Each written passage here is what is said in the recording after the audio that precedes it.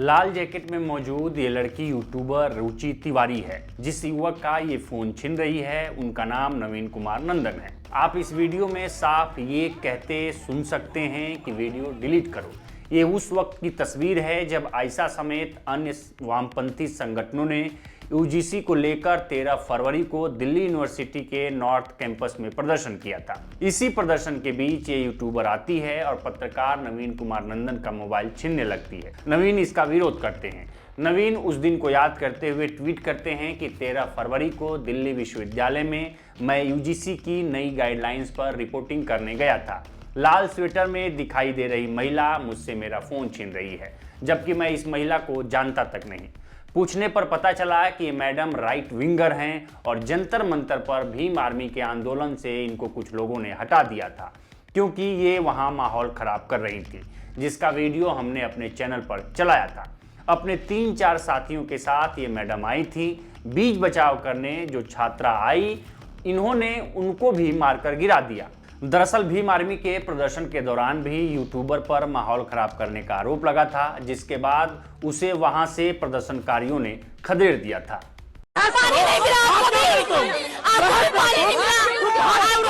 YouTuber रुचि तिवारी के content को देखेंगे तो आप समझ सकते हैं कि वो किस प्रकार का कंटेंट बनाती हैं। ब्रेकिंग ओपिनियन नाम का यूट्यूब चैनल चलाती हैं। इनके कंटेंट का थंब देखिए, ब्राह्मणवाद के खिलाफ जहर उगलना पड़ा भारी, पत्रकार ने दौड़ा दौड़ा कर डैश डैश, यानी ये ब्राह्मणवाद को सही ठहरा रही हैं। दूसरा थंब देखिए, भीम आर्मी के गुंडों ने पत्रकार की जाति सुनते ही जवाब देने से किया इनकार, यानी ये भीम आर्मी के कार्यकर्ताओं को गुंडों से संबोधित कर रही हैं। इनका पूरा चैनल फ्रिंज कंटेंट से भरा पड़ा है, या तो जाति आधारित बटा है या धर्म आधारित। कभी ये मुसलमानों को कटमुल्ला कहती नजर आती हैं तो कभी ब्राह्मणवाद को सही ठहराती हैं। इनको कौन बताए कि मुंह में माइक लगाना पत्रकारिता नहीं है। आपको पत्रकारिता का पौ भी नहीं पता। अब आगे बढ़ते हैं। इस वीडियो में आप साफ देख सकते हैं कि जब आयशा की अंजलि बीच बचाव करने आई तो यूट्यूबर रुचि तिवारी ने उन पर हमला किया और उनका मुंह पकड़कर जमीन पर गिरा दिया। इस दौरान अंजलि को चोटें भी आईं। इस घटना के एक प्रत्यक्षदर्शी प्रोफेसर रविकांत भी हैं। उन्होंने इस घटना का जिक्र कर पोस्ट किया है। उसमें वो लिखते हैं कि पूरी घटना मेरी आंखों के सामने हुई। इसके ठीक पहले नवीन कुमार नंदन मुझसे बात कर रहे थे। वे यूट्यूबर हैं। उनके सवालों का जब मैं जवाब दे रहा था उस समय ये लड़की खड़ी सुन रही थी। इसके बाद ये लड़की नवीन से बात करने लगी। मुझे लगा कि ये भी बाइट देना चाहती होगी, इसलिए नवीन से बात कर रही है। मेरे पास 2 स्टूडेंट आ गए, मैं उनसे बात करने लगा। तभी मैंने देखा कि ये लड़की नवीन को धमकाते हुए उसके मोबाइल को छीन रही है। कह रही थी कि तुम ये सब क्या पूछ रहे हो, मैं तेरा मोबाइल तोड़ दूंगी। नवीन बहुत डर से अपना मोबाइल छुड़ाने की कोशिश कर रहे थे। लड़की की अभद्रता को देखकर प्रोटेस्ट करने वाली लड़कियां आ गईं। उन्होंने उस लड़की से मोबाइल छोड़ने के लिए कहा। तभी इस लड़की ने प्रोटेस्ट करने वाली एक छात्रा को जोर का धक्का दिया। वो जमीन पर गिर गई। इसी समय उस लड़की के साथ वाले भी आ गए। उन्होंने धक्का मुक्की और गाली गलौज शुरू कर दी। प्रोटेस्ट करने वाले छात्र छात्राएं उस लड़की को पुलिस के पास ले गए। आप समझ सकते हैं कि असल में खेल क्या है। अब आगे की घटना इस वीडियो से समझें। यूट्यूबर रुचि तिवारी के खिलाफ आयशा की छात्राएं शिकायत दर्ज कराने पुलिस थाने पहुंची, जहां इन्हें 50 से ज्यादा राइट विंग के छात्रों ने घेर लिया। दिल्ली पुलिस की मौजूदगी में रेप की धमकी दी गई और मां बहन की गालियां। आप सोच कर देखिए, ये गुंडे अगर इन लड़कियों को अकेले में पाते तो उनके साथ क्या क्या करते आप सोच भी नहीं सकते। ऐसे गुंडे महिलाओं को दोयम दर्जे का मानते हैं। उन्हें ना तो कानून का डर है और ना ही अदालत का। उन्हें अपनी जाति का घमंड है और वो महिलाओं का शोषण अपना अधिकार समझते हैं। आयशा ने आरोप लगाया है कि पुलिस ने उन्हें एक छोटे कमरे में बंद कर दिया, जबकि बाहर भीड़ महिलाओं को गालियां और धमकियां दे रही थी। आयशा ने दिल्ली पुलिस पर पक्षपात का आरोप लगाया है। आयशा ने ट्वीट कर लिखा कि पुलिस ने वर्चस्ववादी लोगों की रक्षा की, जबकि कमजोर पक्ष को कुचला जा रहा है। शाम को 6 बजे मैं एफआईआर करने, एमएलसी करने मॉरिस नगर थाने पहुंचती हूँ। वहां पे 50-55 की भीड़ में एक क्रेजी मॉब वहां पे मौजूद होता है। मैं जैसे ही पहुंचती हूँ वो लोग चिल्लाने लगते हैं, यही है वो लड़की, यही है वो लड़की, इसको पकड़ो, इसको मारो, इसको पीटो, और मेरा हाथ पकड़ लेते हैं। 20-25 लड़कों ने मेरा हाथ पकड़ा हुआ है। मैंने 2 लेयर स्वेटर्स के पहने हुए हैं, दोनों उतर जाते हैं। And I am terrified for my life.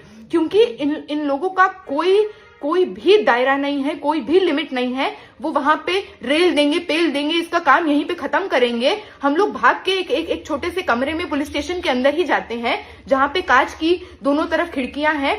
They are literally banging on the window, thumping, और एक तरफा ऐसे लुइड जेस्चर्स किए जा रहे हैं, रेप थ्रेट्स दिए जा रहे हैं, and this is all happening in the presence of police. लगातार मेरे मुंह पर आकर लाइव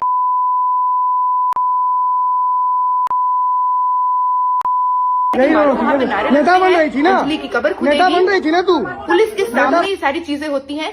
देखते ही देखते ये लोग 50 से 100 होते हैं, 200 होते हैं। वहां पे उन्मादी भीड़ खड़ी रहती है। देश के गद्दारों को गोली मारो सालों को ये नारे लगते हैं, ब्राह्मणवाद जिंदाबाद के नारे लगते हैं, और लगातार पुलिस कुछ नहीं करती है। We were terrified for our lives for all those 6 hours. जब तक ये चला, हमें संरक्षण देने की जगह पुलिस हमको हॉस्टेज बना देती है। मेरा और मेरी साथ जो महिला साथी हैं, उनका फोन छीन लिया जाता है। कहा जाता है कि इस भीड़ को शांत करने के लिए दिखाना होगा कि हमने आपका फोन ले लिया है। एक तरफा ये कोशिश में होता है।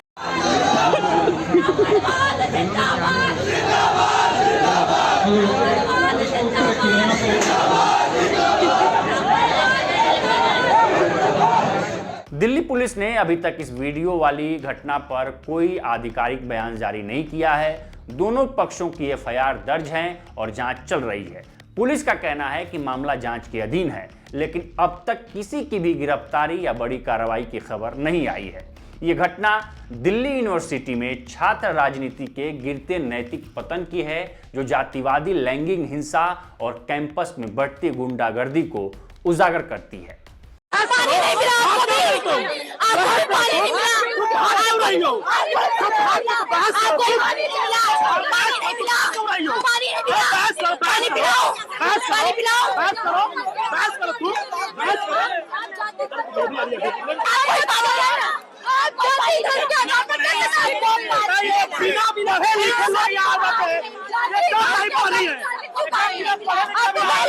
मैं सवाल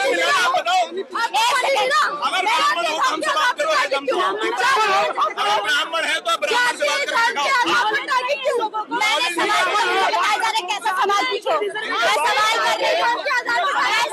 इनके बाप दादाओं ने हमेशा से शोषण अत्याचार किया। ये सवाल नहीं है, जख्म पर नमक छिड़कना है। राजस्थान में एक छात्र को पीट कर सिर्फ इसलिए मार दिया जाता है क्योंकि कथित उच्च जाति के अध्यापक के कैंपर से पानी पी लेता है। ये घटना 2023 की है। खुद एनसीआरबी का डेटा बताता है कि लगातार दलितों पर अत्याचार बढ़ रहा है।